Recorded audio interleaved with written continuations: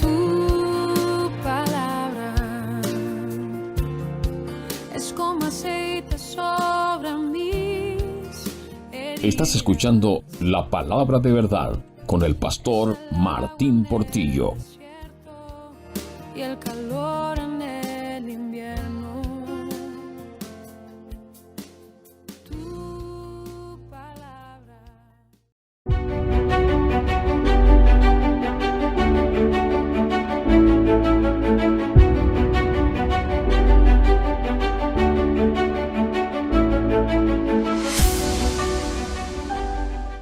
Libro de Job, capítulo 1 y capítulo 2. Yo no sé si usted lo sabía, pero posiblemente, según los estudiosos, el libro de Job posiblemente es el libro más antiguo de la Biblia. Algunos no se terminan de poner de acuerdo, pero ciertamente es un libro antiquísimo. No se sabe con seguridad quién lo escribió. Pudo haber sido Moisés, pudo haber sido el mismo Job.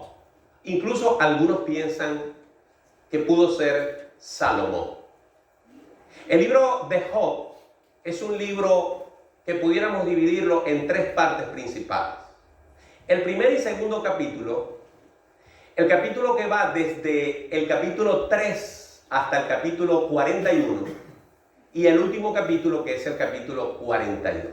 Ahí usted puede dividir ese libro. En los primeros dos capítulos usted va a ver la parte que casi todos conocemos de la vida de Job. Luego, al final del capítulo 42, vemos la otra parte del final de la historia que también muchos conocemos. Porque sabemos que en los primeros capítulos Job pierde muchas cosas y al final le son restituidas al doble. Pero pocos conocemos lo que hay entre el capítulo 3 y el capítulo 41, que es el grueso del libro.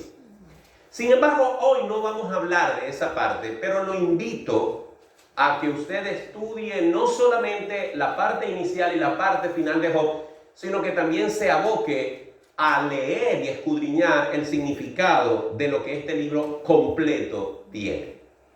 El sermón de hoy lo he titulado La otra cara de la moneda.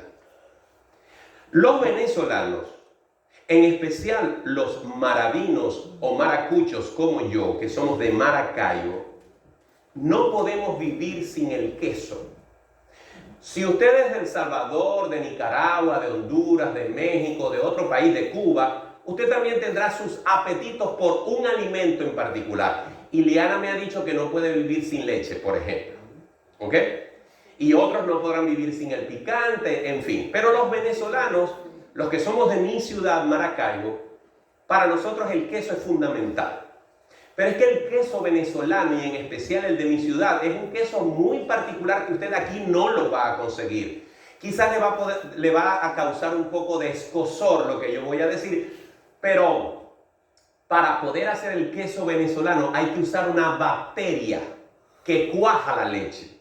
Y luego esa bacteria muere, no hay problema con eso. Si hubiese problema, los Estados Unidos no permitiese entrar el queso venezolano aquí. Pero lo que no permiten meter a los Estados Unidos es la bacteria que se necesita para cuajar el queso. Por eso es que en Estados Unidos es tan difícil conseguir ese queso venezolano que a nosotros lo sabemos identificar. Ahora, ¿qué tiene que ver el queso con el sermón? Que cuando yo empecé a venir a este país de visita, lo que te piden los venezolanos que viven aquí es queso. Tráeme queso. Pero mira, te puedo llevar esto. No, queso. Y uno podía traer hasta un bolso lleno de queso. Y cuando yo llegaba a la casa en particular de una persona, de un familiar muy cercano, yo notaba que él guardaba ese queso como que si fuera un tesoro. Y no había forma humana de que él compartiera ese queso. Y estamos hablando de una persona muy bondadosa, muy hospitalaria, pero que cuando se trataba del queso no lo compartía absolutamente con nadie. Yo lo visitaba y yo comía en su casa, pero de ese queso no lo podía tocar. Porque él decía, lo tengo que disfrutar hasta el último instante. Y cuando yo le preguntaba a esta persona, fulano, ¿pero por qué tú actúas de esa manera? Me dice, algún día conocerás el otro lado de la moneda. Yo le decía, pero bueno, y era que yo venía aquí de turista, estaba unos días, regresaba a Venezuela y seguía comiendo queso, pero él no podía hacer eso. Entonces, solamente cuando yo vine a vivir a este país hace más de 5 años, y ahora es tan difícil comerme un pedazo de queso venezolano, las veces que alguien me trae un pedacito, me acuerdo de mi familiar y no le doy a nadie. Conocí el otro lado de la moneda, la otra cara de la moneda. El libro de Job nos muestra varias caras de la moneda, o en todo caso, varias veces las dos caras de la moneda. Si usted pudiera escoger una palabra, una sola, para resumir el libro de Job, ¿sabe cuál es esa palabra? Soberanía.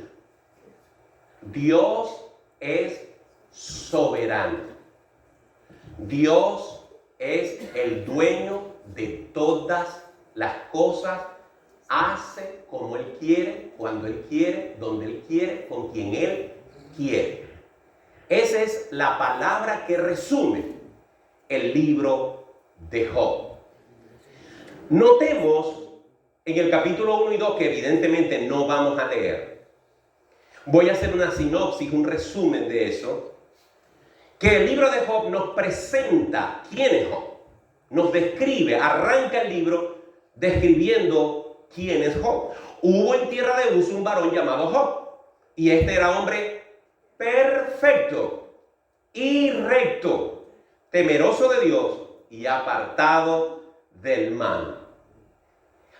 Este hombre es presentado como alguien perfecto, como alguien que andaba rectamente agradando el corazón de Dios.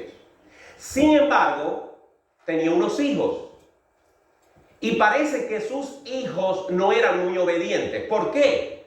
Porque Job dice en el versículo 5, y acontecía que habiendo pasado en turno los días del convite, es decir, de la fiesta donde sus hijos estaban, Job enviaba y los santificaba y se levantaba de mañana y ofrecía holocaustos conforme al número de ellos, porque decía Job, quizás habrán pecado mis hijos y habrán blasfemado contra Dios en sus corazones. Es decir, Job no estaba preocupado solamente por su vida, sino por la vida espiritual de sus hijos y procuraba interceder por ellos.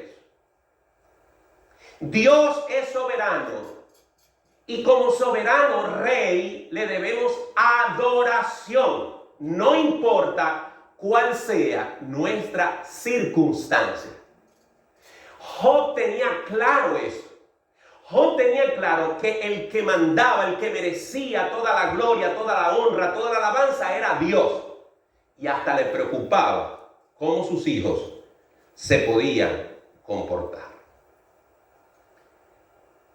En la soberanía de Dios podemos ver cómo Dios hace cosas que no podemos comprender, que no podemos entender, pero que las aceptamos por la fe. De hecho, la fe es lo único que nos permite amar, obedecer y creer en un Dios que hace cosas que a veces no tienen sentido. Hace poco, en la ciudad de donde yo soy, un joven iba en su carro y su papá venía detrás de él en otro carro. En el carro con el joven venía su mamá, venía una tía y venía una niña. Tuvieron un accidente de tránsito, lograron sacar a la mamá y a la niña del carro, pero el muchacho que venía manejando su carro y su tía quedaron aplastados por otro vehículo. Pero quedaron vivos, conscientes.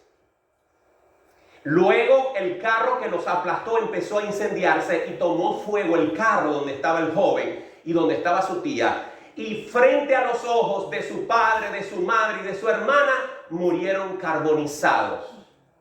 Sé que es cruento decir esto, pero lo digo por lo que pasó después. Resulta que el padre, el joven, su mamá, todos los involucrados eran creyentes. miembros de una iglesia en la ciudad de Venezuela, en la ciudad de Maracaibo.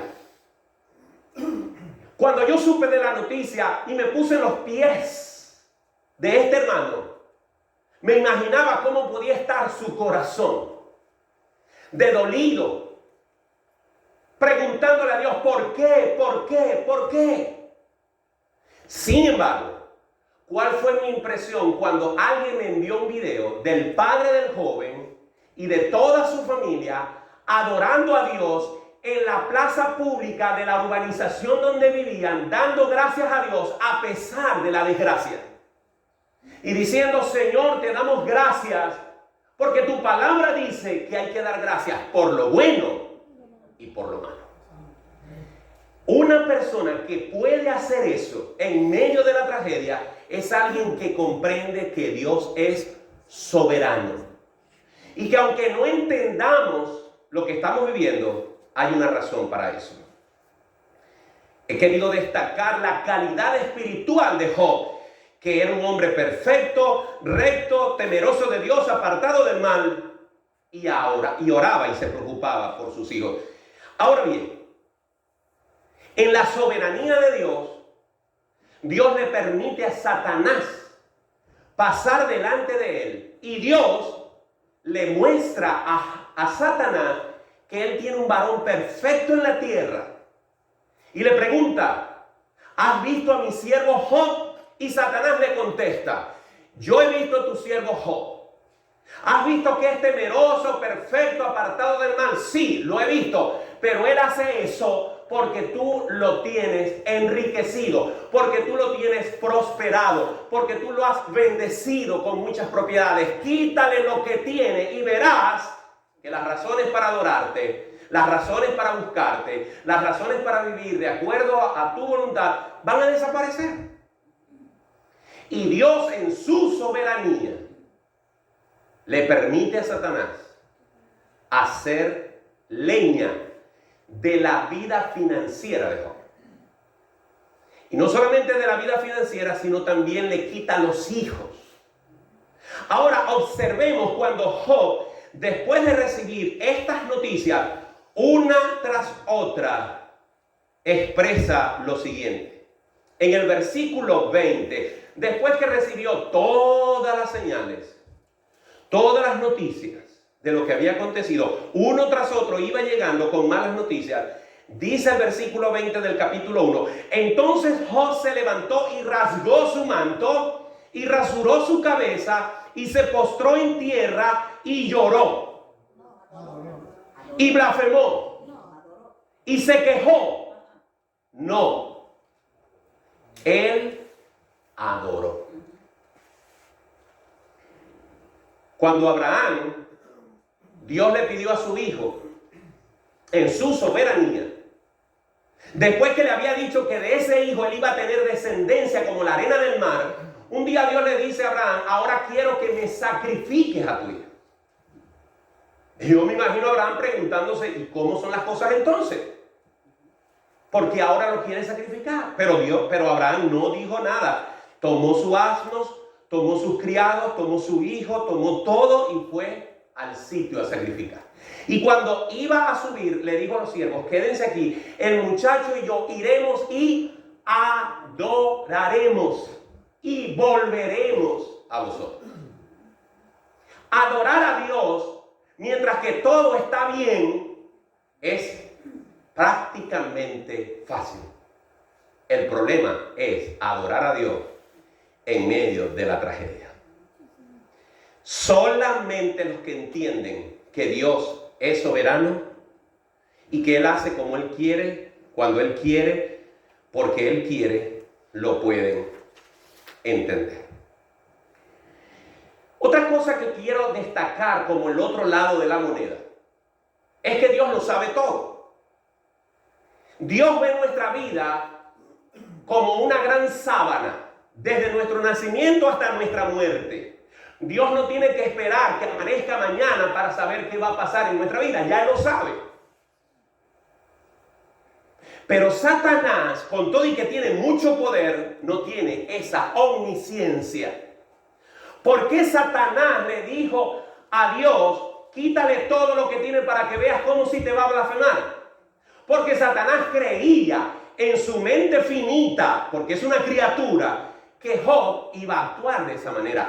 Porque Satanás sabe que muchos de nosotros estamos dispuestos a buscar a Dios, a ser obedientes a Dios, a vivir para Dios, a ser fieles a Dios si nos va bien. Satanás sabe eso. Y pensaba que Job era de ese tipo de personas que buscan a Dios, que son obedientes a Dios. Sí y solo sí, todo marcha bien. Y Dios le dijo, no hay problema, haz con él lo que tú quieras. Y fue y le quitó todo esto. Y vemos entonces a Job expresando adoración a pesar de la tragedia. El versículo 22 dice, en todo esto no pecó Job, ni atribuyó a Dios despropósito alguno.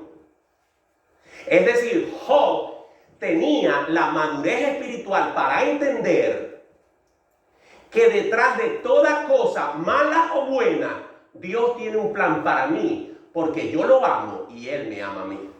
Es lo que dice Romanos 8.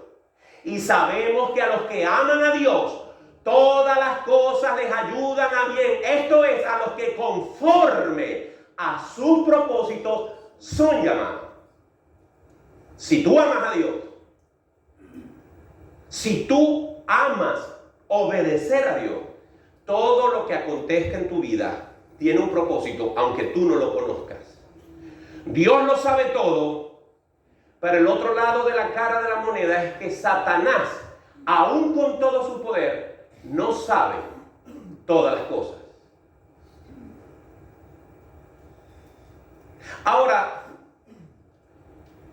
cuando sucede esta desgracia, Satanás vuelve otra vez y Dios soberanamente le permite venir delante de él.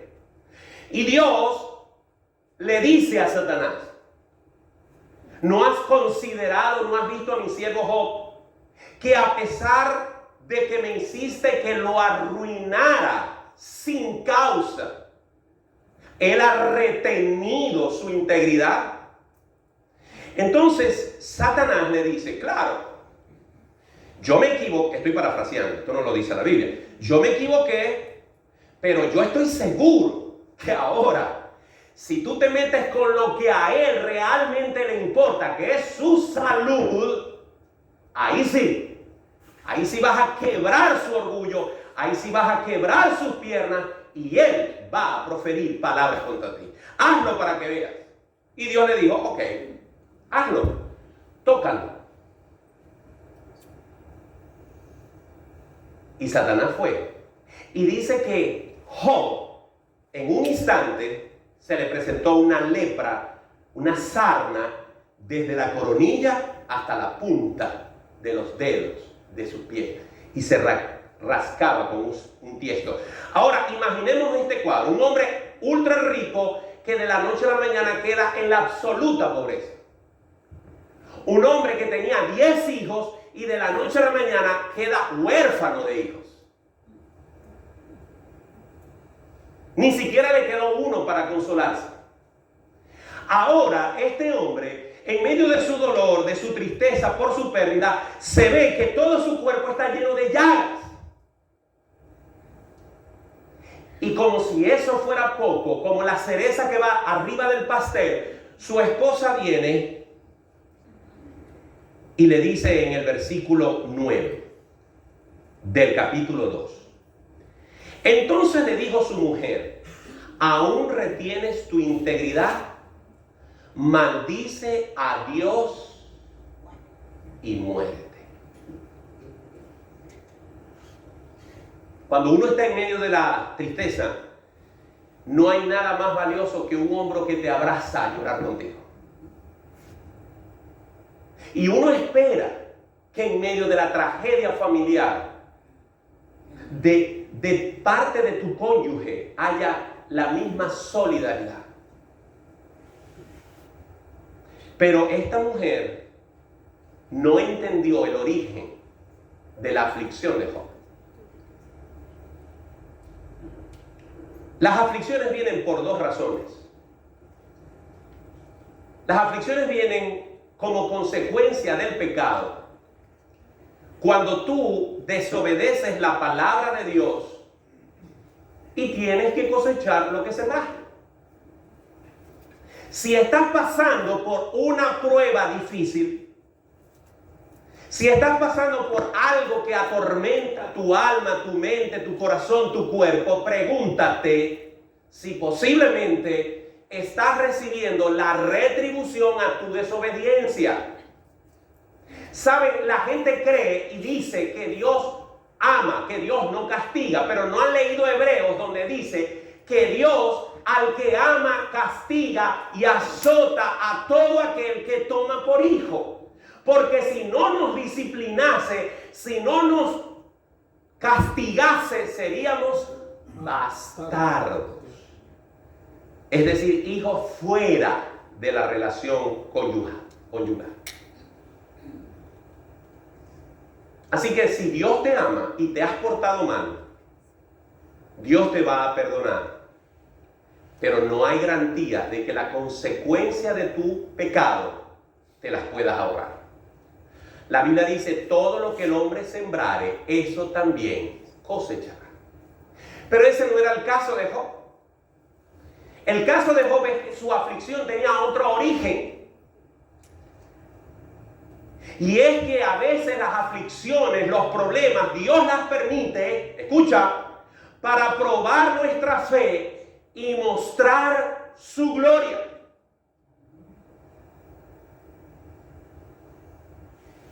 Ana, la madre de Samuel, no podía tener hijos, pero su rival estaba llena de hijos.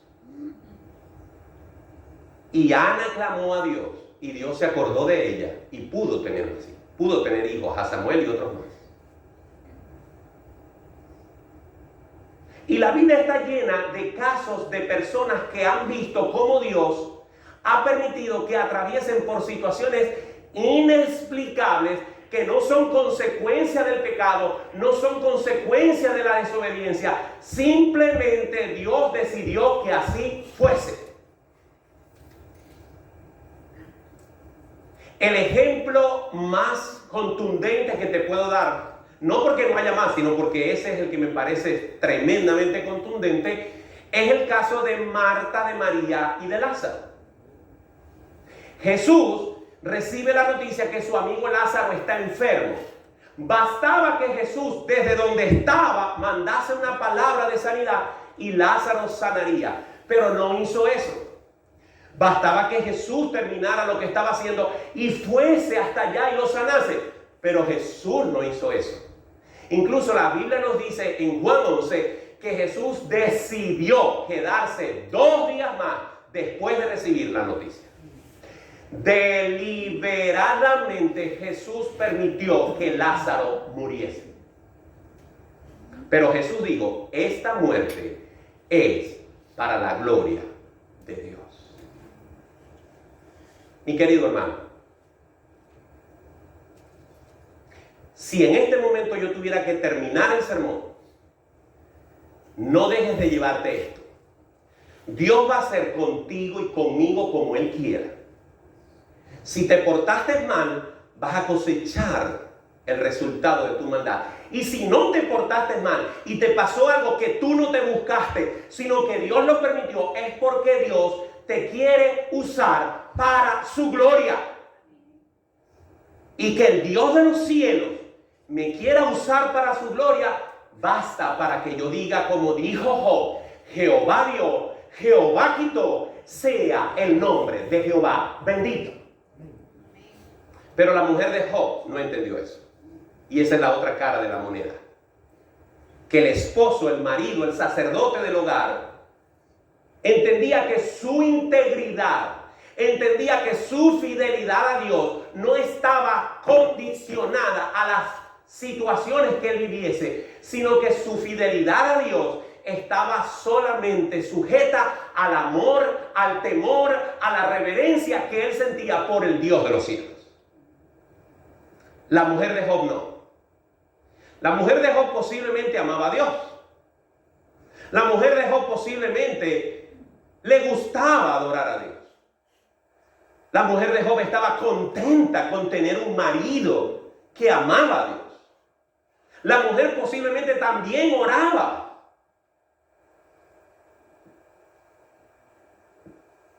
Pero cuando llegó el momento difícil, pasó con ella lo que Satanás dijo.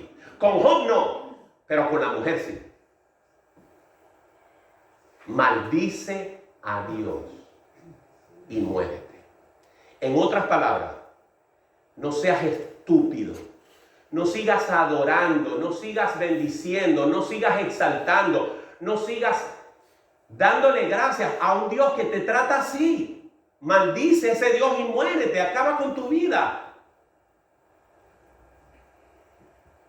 Hacer lo contrario a eso, que haría la mayoría quizás de nosotros. Porque hay que ver por lo que pasó Job. Hacer lo contrario a eso que la mujer de Job pidió, se llama retener la integridad. Es decir, estar adorando a Dios en las buenas y estarlo adorando en las malas.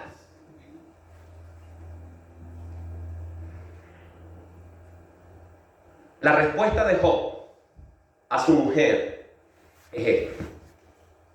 Como suele hablar cualquiera de las mujeres fatuas, él no llamó fatua a su mujer. Le dijo, en esta ocasión estás hablando como una mujer fatua, como una mujer inicua, como una mujer que no ha conocido a Dios, como una mujer que cree que a Dios se le adora en las buenas, pero en las malas no.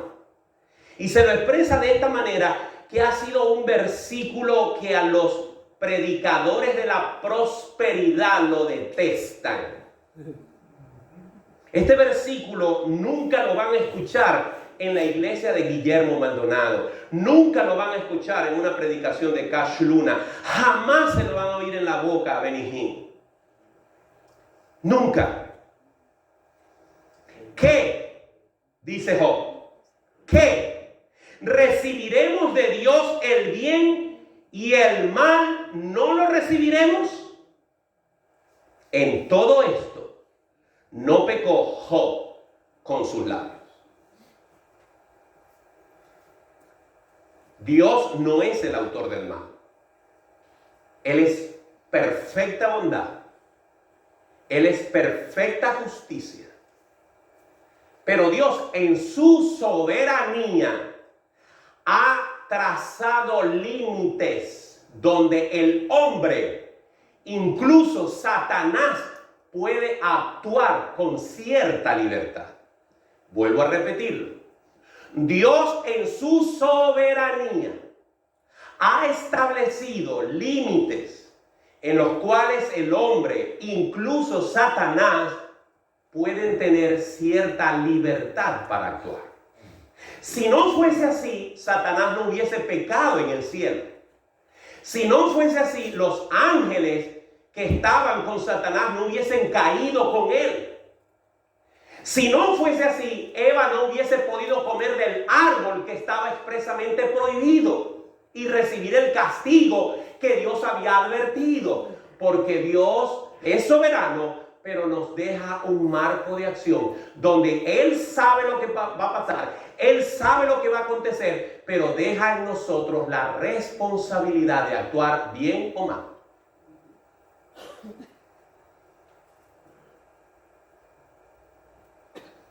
Y Dios permite en nuestras vidas el bien, pero también en ocasiones permite el mal.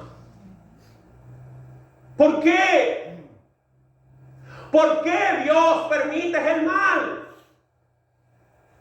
Yo no puedo predicar sobre eso hoy, pero sí te puedo decir algo. Si te parece que a veces Dios hace cosas injustas, porque el inocente sufre, porque el que no cometió mal pasa por ciertas situaciones que no merece, tú y yo somos salvos Porque alguien que no merecía ser tratado por Dios como fue tratado así para que tú y yo tengamos vida eterna. Si te parece injusto que Dios a veces haga cosas que no tienen sentido, pregúntate por qué Jesús, un hombre que también era Dios, que vivió una vida perfecta, mucho más perfecta que la de Job, porque él no cometió ni un solo pecado, ¿por qué fue lacerado, crucificado, matado en una cruz si él no lo merecía? Porque Dios te ama tanto que estuvo dispuesto a dar a su propio Hijo para que no te quemes en las llamas del infierno. Para que Él sea glorificado. Y es lo que dice Filipenses, que Él se humilló hasta lo sumo, pero Dios le exaltó hasta lo alto y le dio un nombre, sobre todo nombre, para que en el nombre de Jesús se doble toda la rodilla de los que están en los cielos, en la tierra y debajo de la tierra, y toda lengua confiese que Jesucristo es el Señor. Amén. Gloria a Dios. Sí, tenemos que estar dispuestos a recibir de Dios las cosas buenas, pero también las cosas malas, que son el resultado de nuestro pecado o el resultado de que Dios dice, quiero que pases por este dolor. Pero hay otra cara de la moneda.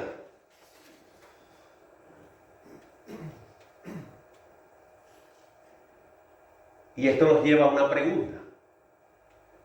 Una pregunta para ti. Una pregunta para mí. ¿Aún retienes tu integridad? Así le preguntó la esposa de Job a su esposo. Versículo 3. Perdón, versículo 9. ¿Aún retienes tu integridad? Esa pregunta te la hago a ti y me la hago yo. ¿Estás dispuesta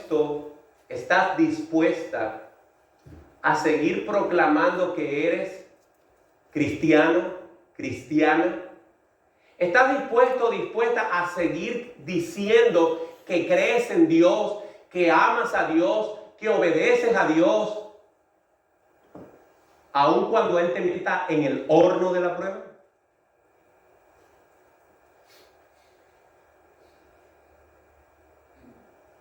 Hay muchos versículos de la Biblia que nos hablan de las pruebas del cristiano. Jesús fue muy claro y honesto con esto. Jesús dijo que el que estuviese dispuesto a negarse a sí mismo cada día y tomar su cruz, le era posible ser su discípulo. Jesús dijo, en el mundo tendréis aflicción, pero confiad, yo he vencido al mundo. Jesús no engañó a nadie.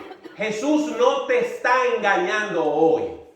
Solamente puedes ser salvo por medio de Jesucristo. Él te ofrece vida eterna, pero no te ofrece un mar de rosas.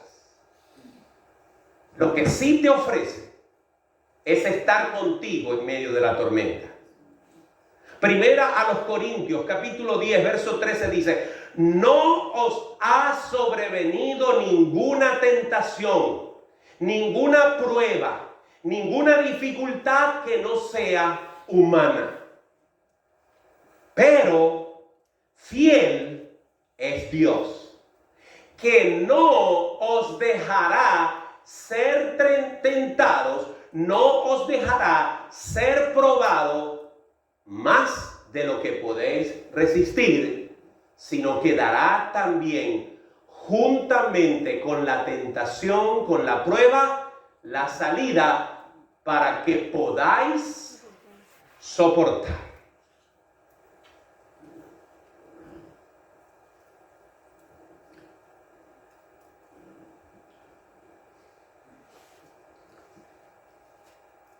La prueba puede durar días.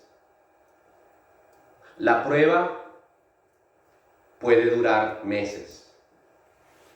La prueba puede durar años. Pero recuerda que Dios tiene un propósito. Recuerda que Dios sabe lo que estás sintiendo. Recuerda que Dios te va a dar fuerzas para resistir. Si confías en eso, vas a poder ver el otro lado de la cara de la moneda, que es la gloria de Dios. Por un lado ves tristeza, por un lado ves dolor, por un lado ves amargura, por un lado ves que las cosas no cambian, pero del otro lado está la gloria de Dios, el propósito de Dios. Por eso nos encanta saltarnos todo lo que experimentó Job del 3 al 41. Nos encanta irnos a ese último capítulo de Job donde dice que Dios prosperó a Job y le dio el doble de todo lo que tenía y le volvió a dar 10 hijos y vivió 140 años más. Pero en medio, Job tuvo sarna, Job estuvo pobre y tuvo unos amigos que lo atormentaron. Incluso Job tuvo también sus conflictos con Dios. ¿Saben cuál fue la mayor dificultad de la vida de Job? Que nunca supo. Nosotros lo sabemos porque podemos leer el libro. Pero él nunca supo por qué él pasó por ahí. A veces lo más difícil de la prueba es no saber por qué Dios la está permitiendo. Pero aún así, Job confió. Job retuvo su integridad. Haz tú lo mismo. Porque el Señor estará contigo. Pongámonos de pie. Tu palabra es la voz que me habla en la mañana. Y esto fue La Palabra de Verdad con el pastor Martín Portillo.